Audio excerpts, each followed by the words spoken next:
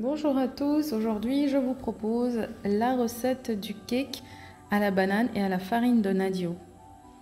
Alors que faire quand on a des bananes qui sont là à nous regarder depuis une semaine? Bon, j'exagère, une semaine, mais on a tendance des fois à acheter des bananes.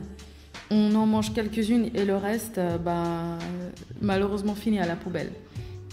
Alors comment faire pour utiliser des bananes qui sont trop molles, presque à la limite de l'étape de jeter à la poubelle? Donc comment utiliser ces bananes, comment les récupérer, comment rattraper des bananes vraiment très fatiguées, comme ce que vous voyez sur la vidéo. Donc là j'ai à peu près entre 5 et 6 bananes. Vous voyez l'état, hein, elles sont vraiment amochées, mais on peut les rattraper parce qu'elles ne sont pas encore pourries.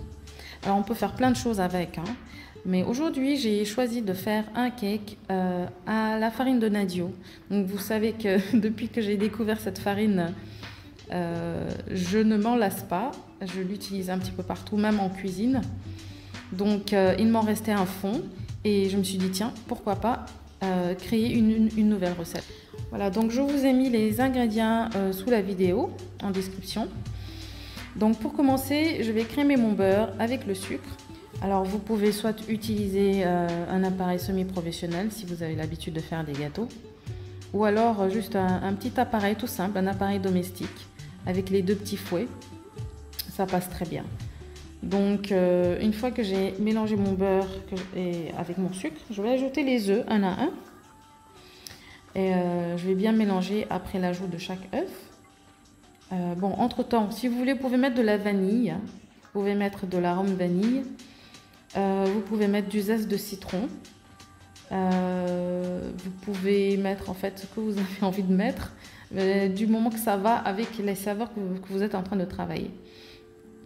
Donc voilà, ensuite je vais ajouter les farines, la farine de Nadio, la farine de blé. Et je n'oublie pas la levure, donc je tamise le tout ensemble.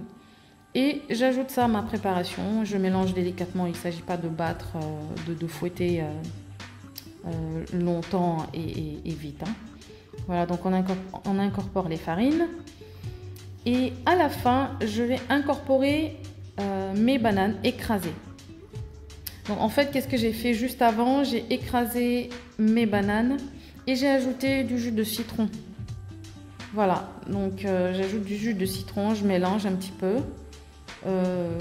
Et puis voilà, vous pouvez le faire sans jus de citron, il n'y a pas de souci. Moi j'ai choisi de mettre du jus de citron, ça évite que la banane ne noircisse encore plus. Et puis ça apporte ça relève un petit peu le goût du cake. Voilà. Donc si vous voulez, vous pouvez ajouter du zeste de citron ou alors mettre des raisins secs. Alors moi, j'ai choisi des raisins secs, de mettre des raisins secs, parce que j'adore les raisins. J'adore le zeste aussi, mais comme j'avais aussi des raisins qui me restaient, je me suis dit que j'allais les utiliser. Donc voilà encore une fois, une façon d'utiliser des ingrédients ou des denrées qui nous restent. On ne sait pas quoi en faire, ben voilà. Vous pouvez les imbiber dans de l'eau, en fait, pendant quelques minutes, hein.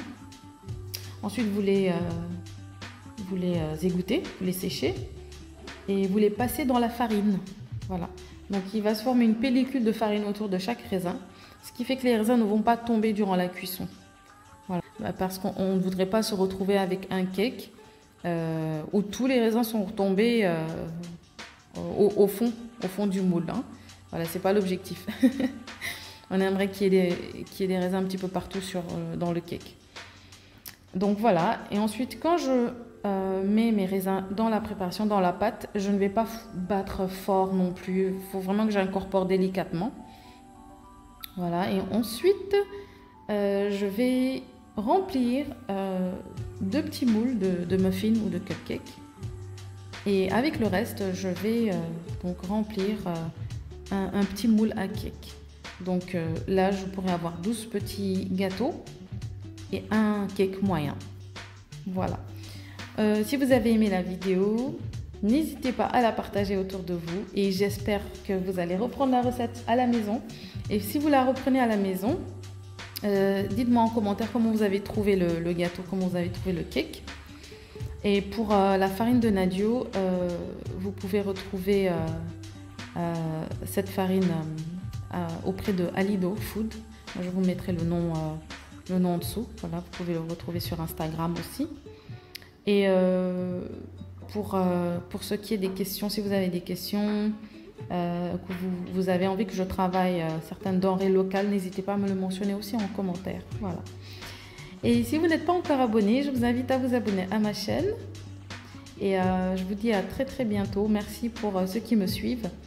Voilà, j'espère de cette façon pouvoir partager avec vous des recettes dans lesquelles on utilise des denrées locales, des produits locaux. Voilà. Donc c'était tout. Je vous dis à très bientôt.